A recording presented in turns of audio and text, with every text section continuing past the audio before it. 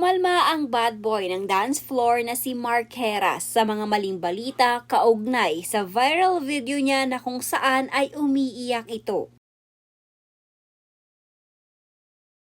Marami kasing lumabas na haka-haka online na kaya umano nag-breakdown ng aktor dahil sa kawalan nito ng trabaho. Kaya naman sa social media nito, nilinaw niyang hindi dahil sa pera o dahil sa wala siyang pera kaya siya umiiyak sa video na kanyang in-upload. Ayon dito ay personal na problema umano ang dahilan kaya naging emosyonal ito. FYI, sa mga basta may maipost lang kung ano-anong storya ang ginagawa basta may ma-content lang.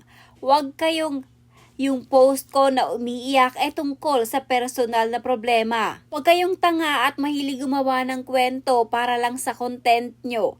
May mga trabaho akong ginagawa. May show ako na ginagawa under GMA7 at under Buenas PH. So para sa mga gumagawa ng storya na umiiyak ako dahil wala akong trabaho, huwag kayong tanga. Paghanap kayo ng ibang mako-content, huwag ako, mga inutil.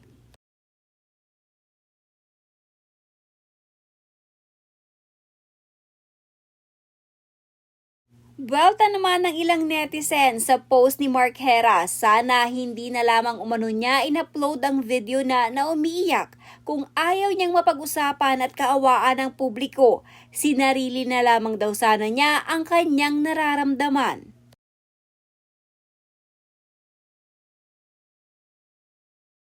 Natural lamang umano na magkakaroon ng haka-haka ang ilang netizen sa kanyang pinagdaraanan dahil unang-una umano hindi na siya madalas makita sa telebisyon at wala umano siyang ginawang paglilinaw sa kung bakit siya umiiyak sa video na kanyang in-upload online. Baka naman na-excite lang siya nung napaiyak siya kasi hirap na hirap siya laging umiyak sa eksena. Fan ako dati nito nung elementary. Pero naloka ako sa pag-video ng pag-iyak, pag-post, tapos may paggalit pag nag-speculate mga tao.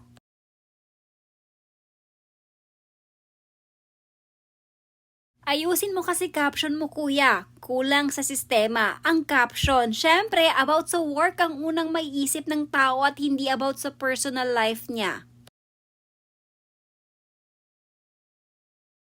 Kung di ka ba naman sa pagre-record mo ng pag-iyak mo tas in-upload mo, malamang mapapansin ka talaga, nasa talampakan ata talaga utak nito. Magpo-post ka ng umiiyak ng walang context, tapos ngayon ikaw pa may gana magalit, ikaw pala ang inutil tanga. Dahil kahit anong gawin mo, hindi ka sisikat at didikit ka na lang sa mga mayayamang bakla o matrona. Dahil pati asawa mo, iniwan ka, deserve mong mawala ng career at masira ang buhay.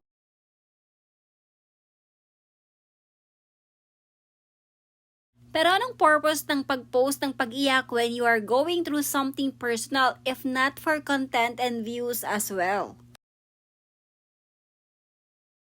Personal problem pero pinost in public, kung di ka ba naman KSP, ewan na lang kung anong tawag sa'yo, sad boy yarn?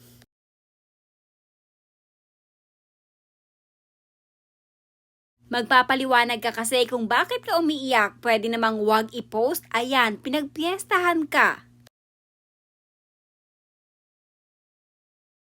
Mark, gets namin na you're upset that people are making stuff about you.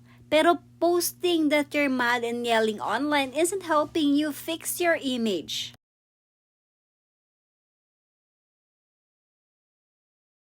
Ba't kasi nagpo-post ng pag-iyak, nagpapansin, tapos pag napansin, nagagalit?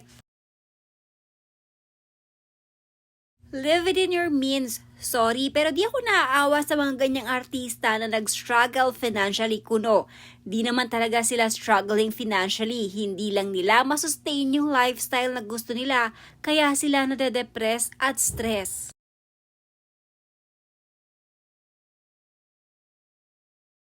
Sana he gets help professionally kung sino man nag-handle sa kanya. Sana shouldn't be a boomer about what he's going through. Hire him a therapist para magamot yung attitude problem niya and will also serve as his life coach.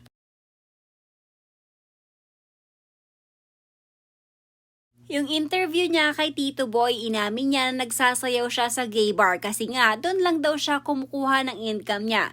Tapos hinaluan yung kwento ng mga tao na hubad daw na nagsasayaw kasi desperado na daw, pero nung kumalat yung video, decent naman and di naman nakahubad. Pangsayaw talaga porma niya.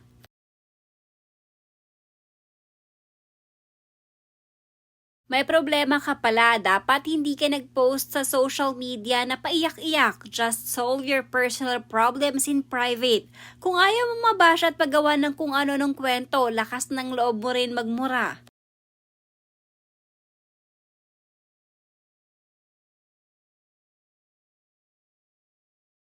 Public figure ka, kaya normal yan na mag-speculate o umisip sila ng storya. Mag-post ka ba naman ng umiiyak eh?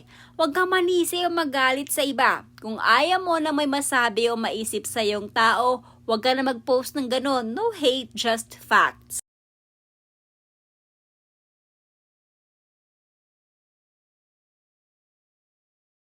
Regardless kung ano man yung pinagdadaanan niya, sana mabigyan siya ng wisdom na malagpasan yan, tapos turn his misfortune into reason to strive harder and to be a better person.